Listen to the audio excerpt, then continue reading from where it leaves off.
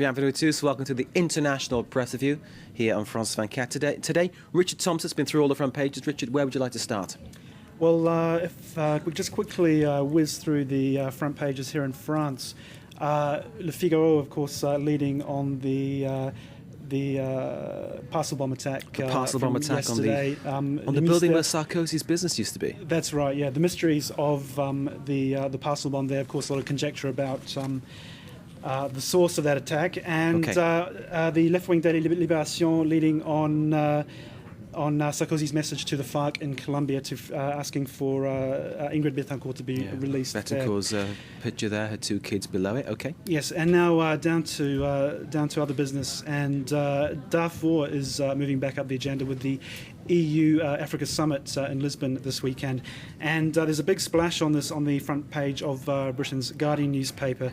Correspondent Robert Booth giving a special report from one of the war-torn region's biggest camps for those displaced by the conflict, Abu Chok. You can see there a striking photo of a boy in one of the camps. It's a very grim portrait, as you'd imagine, on life in Darfur today. People in the camp are saying it's not safe to go home. It's not safe to stay in the camp either. They're suffering from disease. There's not enough food. There's nighttime raids by militia.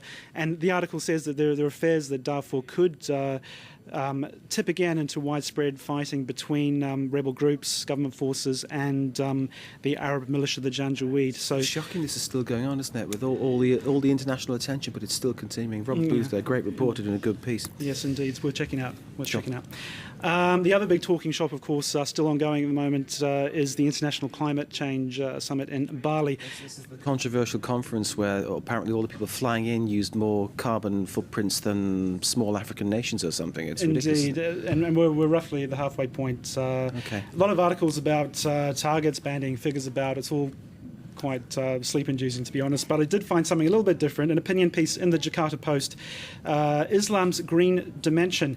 It argues against claims by some Western academics that the worldview of Islam is bad for the environment, that it precipitates environmental damage, but this piece, it's got a photo there you can see, it's actually a performance art shot there, but environment related. But the article is saying that Islam sees the earth as a kind of mosque that Muslims should respect and honour. That's an idea reflected in scripture. Still on the subject of Bali, Al Hayat, the London-based Arabic daily, has a different kind of take on things. It's saying that developing countries are struggling to find the means to fight climate change. There's the UN has dedicated some $220 million to helping developing countries to fight this phenomenon. But the article quotes the South African cleric Desmond Tutu, who says this is just a drop in the ocean, and they need these countries need a lot more money than that. Okay, quickly, Richard, your last story. Yes, finally, a story which appeared in the New York press on Thursday, but it's been picked up a lot today. One of New York's poshest delicatessens, Balducci's, has committed a bit of a kosher faux pas. It advertised its special boneless hams as being delicious for Hanukkah. Hanukkah, of course, being the big Jewish festival which runs through to next week.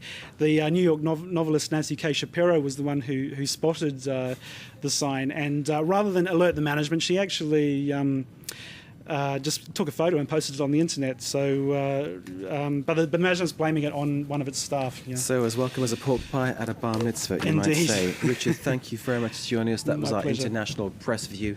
You're watching France 24. Stay with us. Thank you, Sylvie.